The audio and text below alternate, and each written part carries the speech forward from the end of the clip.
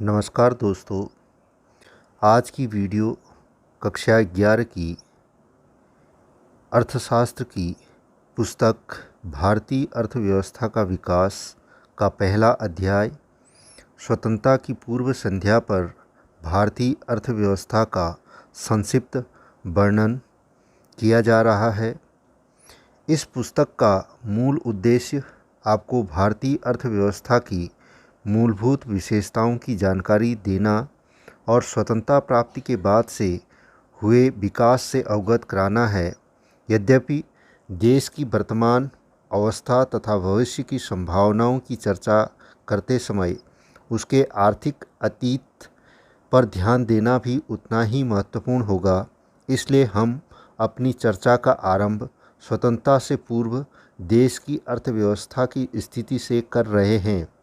इसी क्रम में हम उन सब बातों की भी स्पष्ट पहचान करेंगे जिन्होंने स्वतंत्र भारत के विकास की रणनीतियों का निर्धारण करने में अपना महत्वपूर्ण योगदान दिया।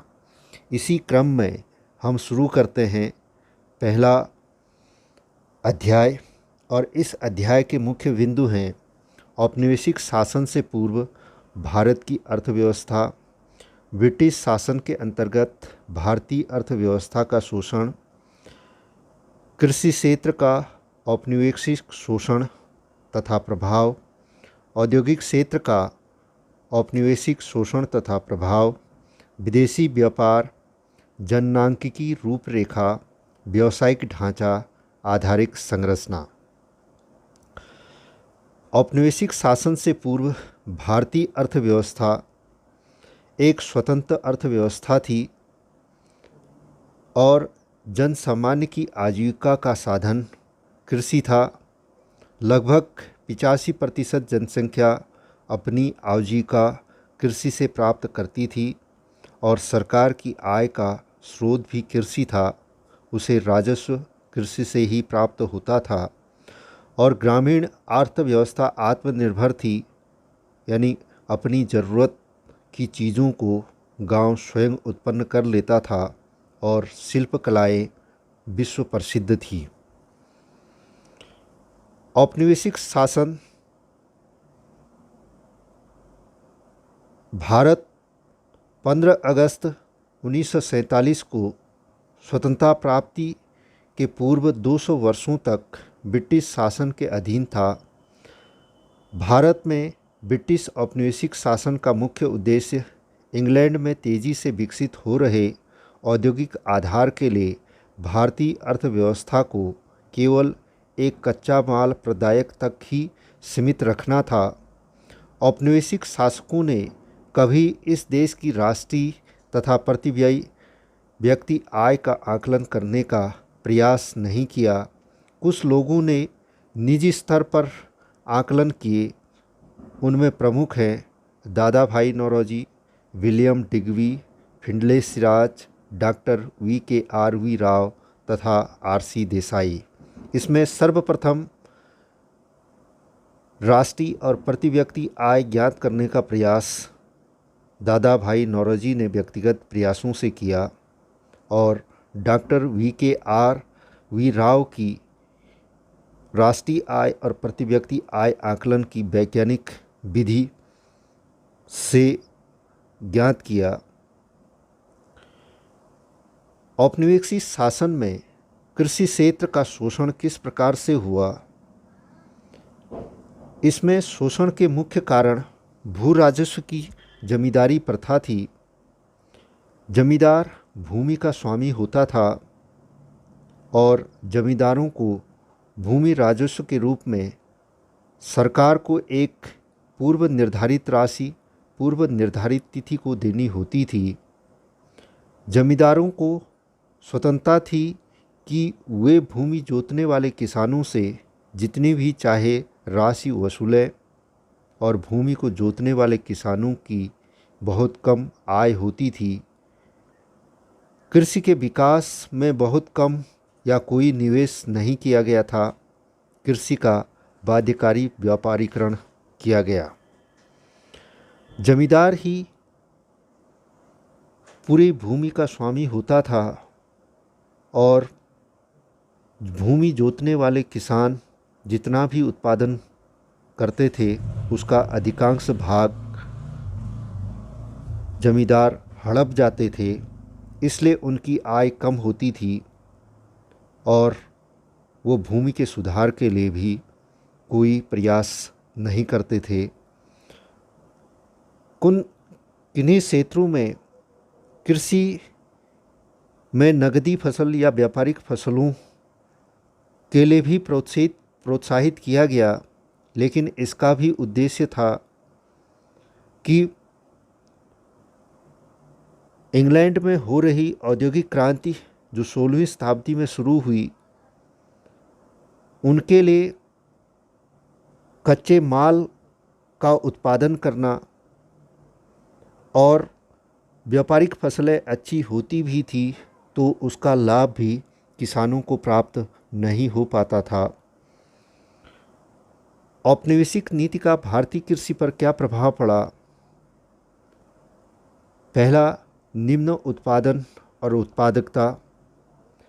निम्न उत्पादन यानी पूरा उत्पादन बहुत कम होता था और प्रति हेक्टेयर उत्पादन भी भारत में बहुत कम होता था। अनिश्चितता की अधिक मात्रा होती थी, यानी पूरी कृषि वर्षा पर निर्भर होती थी। अगर वर्षा अच्छी होती थी तो कृषि भी अच्छी होती थी और वर्षा अच्छी नहीं होती थी तो कृषि भी अच्छी नहीं होती थी, यानी पूरी कृषि व्यवस्था वर्षा पर ही निर्भर होती थी।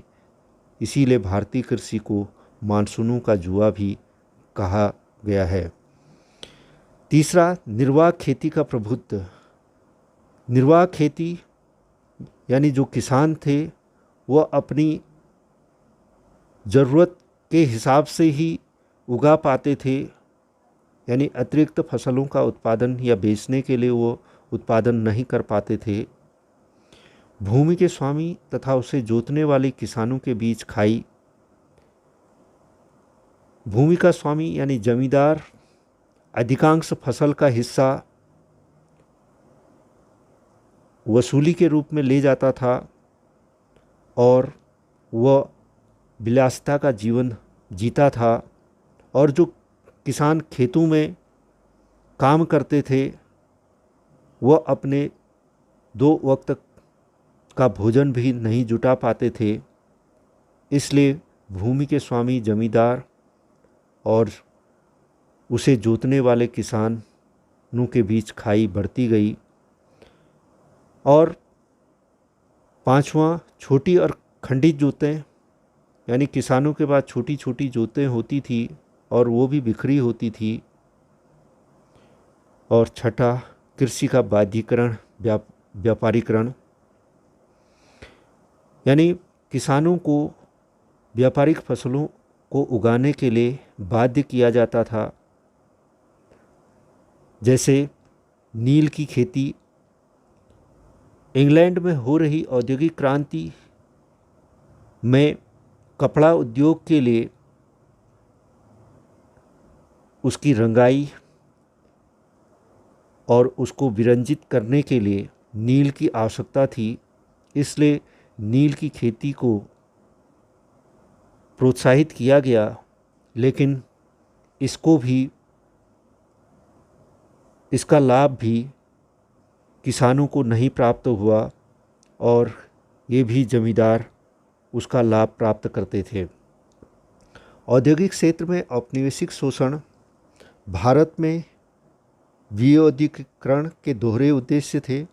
नंबर 1, भारत को इंग्लैंड में विकसित हो रहे आधुनिक उद्योगों के लिए कच्चे माल का निर्यातक बनाना।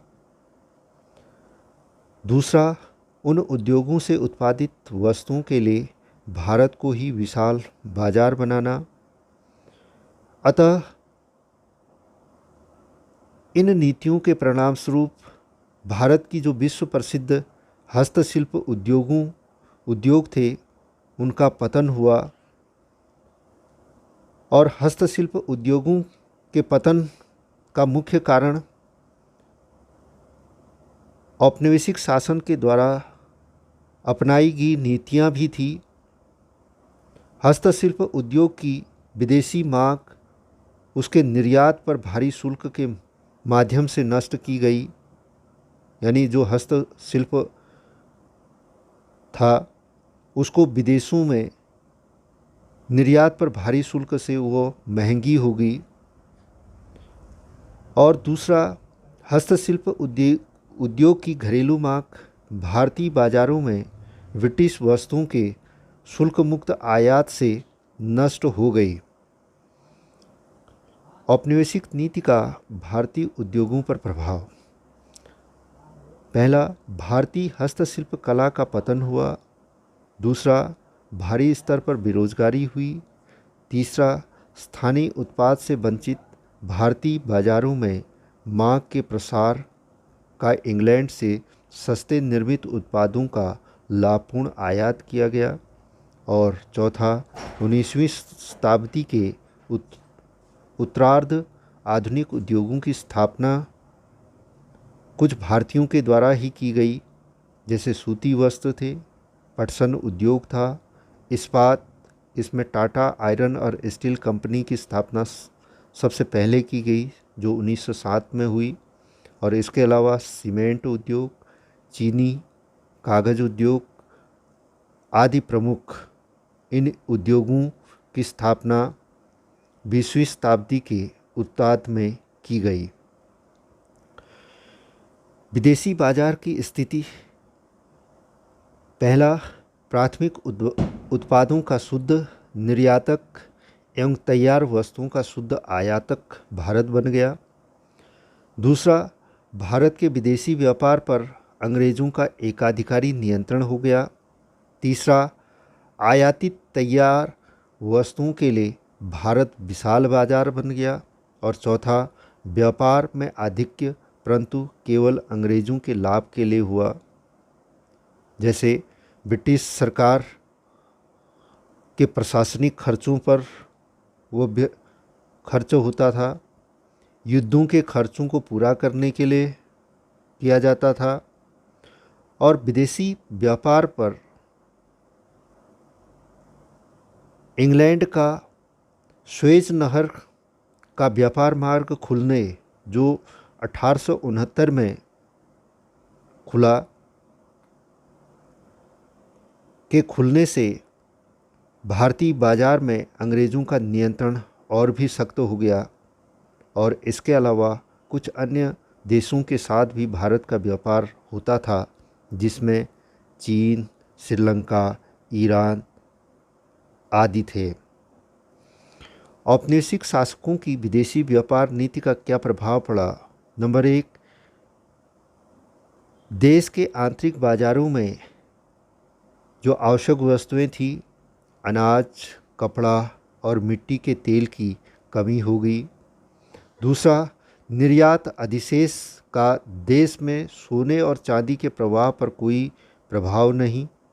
और तीसरा, शासन व्यवस्था व युद्धों पर व्यय तथा अदृश्य मदों के आयात पर व्यय के द्वारा भारत की संपदा का दोहन किया गया। जननांकिकी रूपरेखा। भारत में सर्वप्रथम जनगणना 1872 में की गई। यह कुछ क्षेत्रों तक ही सीमित थी। उसके बाद भारत की जो पहली जनगणना 1881 में हुई, तब से प्रत्येक 10 वर्ष बाद यहाँ जनगणना की जाती है। और तीसरा, जननांकिकी परिवर्तन 1921 को महाविभाजक वर्ष माना जाता है, क्योंकि 1921 के पूर्व भारत की जनसंख्या वृद्धि एक समान नहीं रही, कभी बढ़ जाती और कभी घट जाती थी। और 1921 के बाद जनसंख्या में निरंतर वृद्धि होती रही। और चौथा, उच्च जन्म और मृत्यु दर 48 प्रति हजार जन्म दर थी और मृत्यु दर 40 प्रति हजार थी। और शिशु मृत्यु दर तो और भी अधिक थी, जो 218 प्रति हज़ार थी और जीवन प्रत्याशा 44 वर्ष थी। एक व्यक्ति औसत रूप में 44 वर्ष ही जी पाता था, जबकि वर्तमान लगभग 70 वर्ष है और साक्षरता केवल 16% थी, यानी 100 में से केवल 16 ही किसी भाषा को पढ़ और लिख सकते थे। और इसमें महिलाओं की, स्त्रियों की साक्षरता तो और भी कम थी, जो केवल 7% ही थी।